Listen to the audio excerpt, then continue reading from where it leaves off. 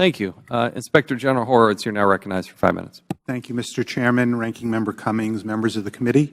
Thank you for inviting me to testify today. Proper oversight of the DEA's confidential sources programs is critical, given the amount of money paid to informants, approximately $237 million during a recent 5-year period, and the inherent risks associated with the program to the public safety, to privacy, and civil rights. My office recently issued 2 audits, finding that DEA faces significant challenges in managing its confidential sources program. Our July 2015 report determined that DEA's policies allowed the use of high-risk sources without the review required by Attorney General guidelines, and that DEA failed to always review long-term sources consistent with its own policies. We also found that DEA paid certain sources substantial disability benefits without determining it had a clear legal basis to do so and without establishing any procedures or controls. We made 7 recommendations to rectify these issues. Since our report, DEA has issued new policies, and we have closed 5 of those recommendations. We will continue to monitor closely DEA's efforts to address the 2 remaining open recommendations. In September 2016, we issued a second report and found that DEA needed to significantly improve the overall management and oversight of its confidential sources program. We determined that DEA did not adequately oversee payments to its sources, increasing the potential for waste, fraud, and abuse. For example, while DEA policy prohibits paying certain deactivated sources, we found 2 concerning instances of such payments.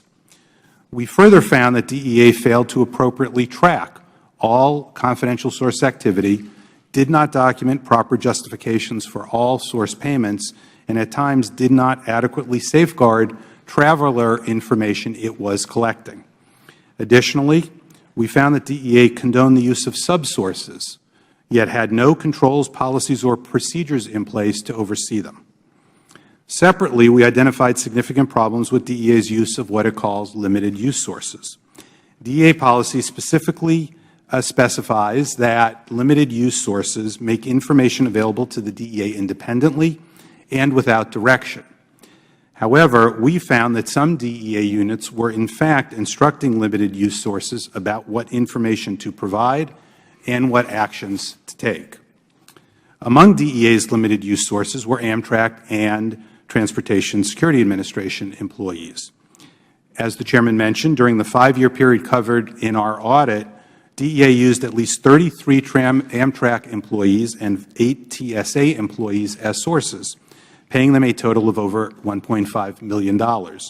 Yet we determined that DEA was entitled to receive this information at no cost, thereby wasting government funds.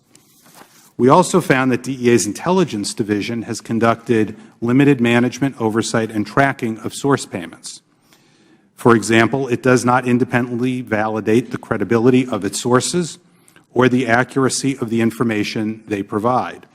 In addition, DEA was unable to provide us with an itemized list and overall total of payments to intelligence-related sources who we determined were paid more than $30 million. Our report made 7 recommendations in our September 2016 report, and we expect an update from DEA next month on the steps it has taken to address them. Finally, I want to acknowledge the serious commitment that current DEA management and program officials have made to improve the confidential source program and to implement appropriate controls. These problems did not happen overnight, and correcting them will require a dedicated and sustained effort. To date, senior DEA management has shown its willingness to do so, and we will obviously monitor their efforts in this regard. This concludes my prepared statement, and I would be pleased to answer any questions that you may have. Thank you. We'll now recognize the gentleman from Michigan, Mr. Walberg, for 5 minutes. Thank you, Mr. Chairman, and thanks to the panel for being here, and thanks for the work you do. Inspector General Horowitz, your report found, as you've indicated, that there was a relationship created with DEA agents and some limited use confidential sources that went beyond simply being a person who gives tips, to rather being in a partnership on behalf of and part of the DEA process. What are the privacy concerns with DEA essentially treating these sources as independent contractors and asking them to perform specific tasks? Well, there are several, Congressman, one being that among what we found was the requests were for various traveler records, personal information, itineraries of travel for various transportation companies, collecting that information, not only collecting the information generally by directing people to do so. That's the first question. The second being, how is that information then protected? We had serious concerns about that. The third being little to no information being available on whether the collection of that information was useful in total. We can find evidence when DEA actually successfully interdicted drugs or what they believed was improper cash transportation. But they did not keep records on what the overall success rate was. We don't know, for example, whether they were batting 1,000 or batting 0.50. And that's a concern, because if you're going to ask for the collection of large amounts of records, I think the public wants to know that there's some success associated with that. And I know that's a concern we've talked about in the asset seizure context, and that's precisely what is potentially presented here. Beyond the evaluation of success or failure, what other dangers do you see with this process? Well, one that also comes up is the Fourth Amendment issue. Okay. If the sources, if individuals in the public act independently and want to call their police, their DEA office, the FBI, whomever, on their own, they're obviously entitled to do that, and of course, I think we would all hope they would do so if they saw illegal activity.